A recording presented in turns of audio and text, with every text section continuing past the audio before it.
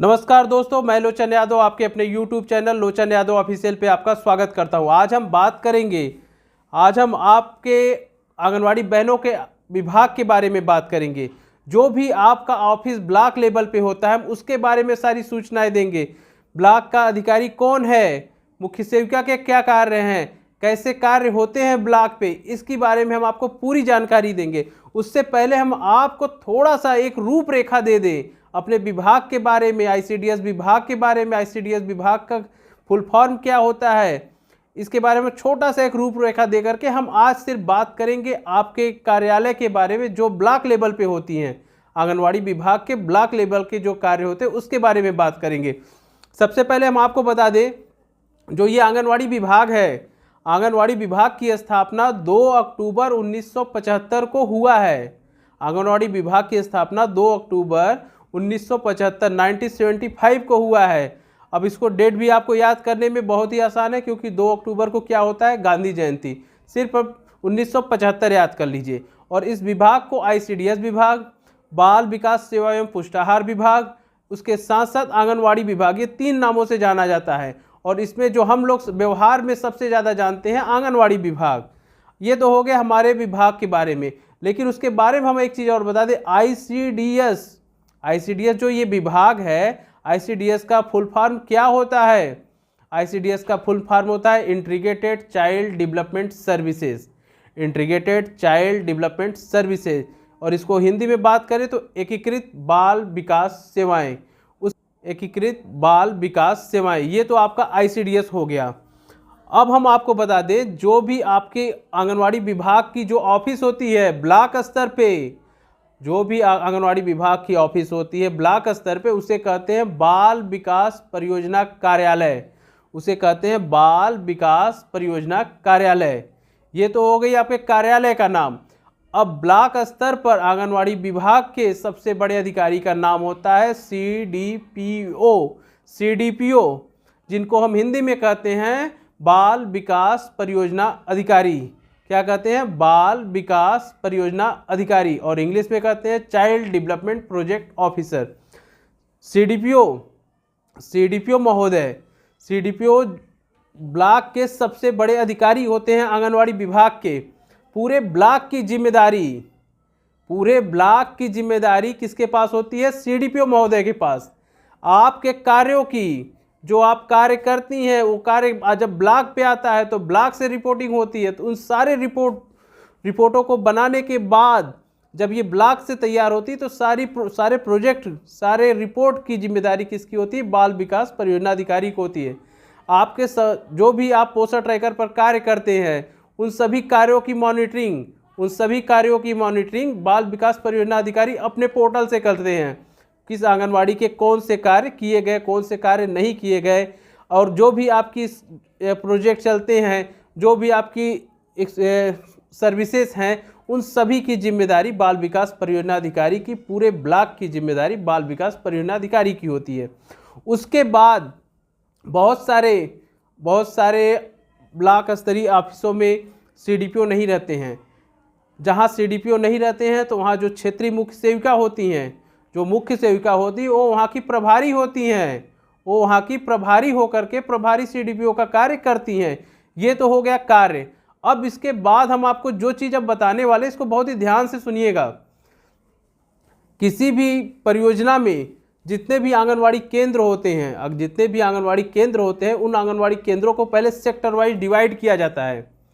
उन केंद्रों को सेक्टर वाइज सर्वे के हिसाब से डिवाइड किया जाता है। अगर मान लीजिए किसी भी आंगनवाड़ी प्रोजेक्ट में 200 आंगनवाड़ी केंद्र हैं, तो उसमें उसके छोटे छोटे सेक्टर बना दिए जाएंगे। 30 से 35 आंगनवाड़ी बहनों के ग्रुप को एक एक सेक्टर में डिवाइड कर दिया जाता है। यह सेक्टर जनसंख्या और सर्वे के हिसाब से एक तरफ से बनाते हुए उनको सेक्टर में डिवाइड कर दिया जाता है, जिन्हें आप कहते हैं न्याय पंचायत। इस तरह 30 से 35 आंगनवाड़ी बहनों के ग्रुप को सेक्टर में डिवाइड कर दिया जाता है। फिर उन सेक्टरों पर सीडीपीओ महोदय द्वारा उन सेक्टरों पर सर्वे के लिए, पर्यवेक्षण के लिए, मॉनिटरिंग के लिए मुख्य सीडीपीओ महोदय मुख्य सेविकाओं को नियुक्त करते हैं। एक मुख्य सेविका के पास जितने भी उनके सेंटर हुए उसी के हिसाब से CDPO महोदय उनको सेंटर अलॉट कर देते हैं कि आपके सेक्टर ये हैं, इन्हीं पे आपको कार्य करना। इसके बाद शुरू होता है मुख्य सेविका के कार्य। मुख्य सेविका के कार्य आंगनवाड़ी बहनों की पूरी मॉनिटरिंग की जिम्मेदारी मुख्य सेविका की होती है। मुख्य सेविका अपने समस्त कार्यों को, मुख्य सेविका जिनको आप सुपरवाइज़र कहती हैं, आपकी सुपरवाइज़र, आंगनवाड़ी बहनों की सुपरवाइज़र को मुख्य सेविका कहती है। मुख्य सेविका जो होती हैं आंगनवाड़ी के समस्त कार्यों की स्थिति की निगरानी करती हैं। जैसे कि आंगनवाड़ी केंद्र संचालन की स्थिति, आंगनवाड़ी केंद्र चल रहे हैं कि नहीं चल रहे हैं, उसकी क्या स्थिति है, इसकी रिकॉर्ड कौन रखेगा? मुख्य सेविका रखेंगी। और सबसे पहले मुख्य सेविका अपना एक टूर प्लान बनाती हैं। महीने के शुरुआत में ही एक टूर प्लान बना लेंगी कि हमें किस दिन किस सेक्टर में जाना है, वहाँ किन आंगनवाड़ी केंद्रों की जांच करनी है। उसके साथ साथ वहाँ पे जा कर के वहाँ मीटिंग लेंगी, आंगनवाड़ी बहनों को प्रशिक्षण देंगी, जो भी स्कीम आएंगी उनके बारे में बताएंगी, जो भी विभागीय कार्य रहेंगे उन विभागीय कार्यों को बताएंगी कि आपको इस तरह कार्य करने हैं।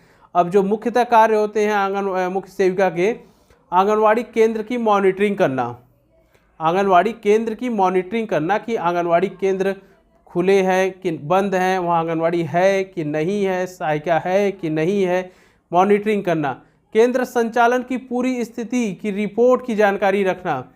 उसके साथ साथ खाद्यान्न वितरण की जिम्मेदारी कि खाद्यान्न सही लाभार्थी तक तो पहुँचे, इसकी भी सारी रिपोर्टिंग का कार्य मुख्य सेविका का है। समय समय पर आंगनवाड़ी बहनों को प्रशिक्षण देना, अगर कोई नई स्कीम आई, कोई नई रिपोर्ट बनानी हुई तो आंगनवाड़ी बहनों को प्रशिक्षण देंगी, उसके बारे में बताएंगी कि रिपोर्टिंग का कार्य इस तरह करना है। इसके संदर्भ में मुख्य सेविका आंगनवाड़ी बहनों की सेक्टर मीटिंग लेती हैं। वो किसी सेक्टर की मीटिंग लेंगी, वहाँ की आंगनवाड़ी बहनों को प्रशिक्षण देंगी, उनके कार्यों के बारे में बताएंगी कि आपको ये कार्य करने हैं, उसकी रिपोर्टिंग करनी है, ये रिपोर्ट मुझे इतने दिन में चाहिए, रिपोर्टों को कलेक्ट करना, सारी जिम्मेदारी मुख्य सेविका की होती है। और आंगनवाड़ी बहनों के सारे लाभार्थियों की पूरी सूची, कितनी गर्भवती महिलाएं हैं, कितनी धात्री माताएं हैं, कितनी 0 से 6 साल के बच्चे हैं, कि कोई बच्चा सैम तो नहीं, अगर उन्हें कोई भी बच्चा सैम प्रतीत होता है तो उसको NRC ले जाने की भी जिम्मेदारी मुख्य सेविका की होती है, पोषण पुनर्वास केंद्र। इसके साथ साथ विभागीय कार्य होता है, पूरे रिपोर्टिंग का कार्य, क्षेत्र में जाकर सेक्टर की बैठक करना, अगर कोई शिकायत आई तो शिकायत का निस्तारण करना, सारे रिपोर्टिंग कार्य। इसके साथ साथ आता है जो पोषण ट्रैकर बाल पिटारा पे भी कार्य हो रहे हैं कि नहीं, इसकी भी पूरी जिम्मेदारी मुख्य सेविका की होती है। अब पोषण ट्रैकर और बाल पिटारा के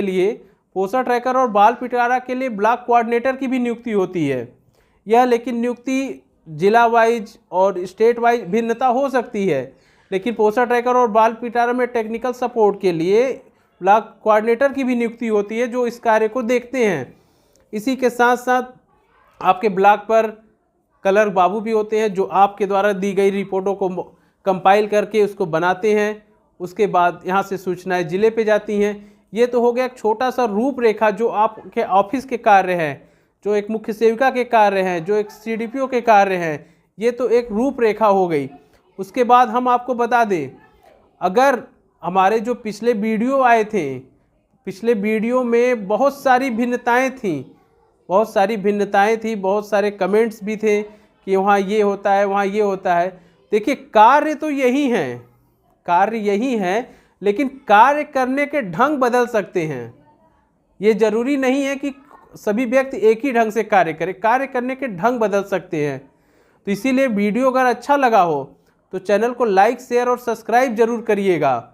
इसी के साथ साथ अगर हमारे चैनल को जो आंगनवाड़ी बहनों तक नहीं पहुंच पा रहा है उनको भी भेजिए, और वीडियो को लाइक, शेयर, सब्सक्राइब जरूर करिए, और हमारे कमेंट बॉक्स में लिख दें कि हमें इस टॉपिक पर वीडियो चाहिए। हम उस टॉपिक पे सबसे सही और सबसे ऑथेंटिक नॉलेज देंगे। इन्हीं के साथ हम आज का वीडियो समाप्त करते हैं। जय हिंद, जय भारत।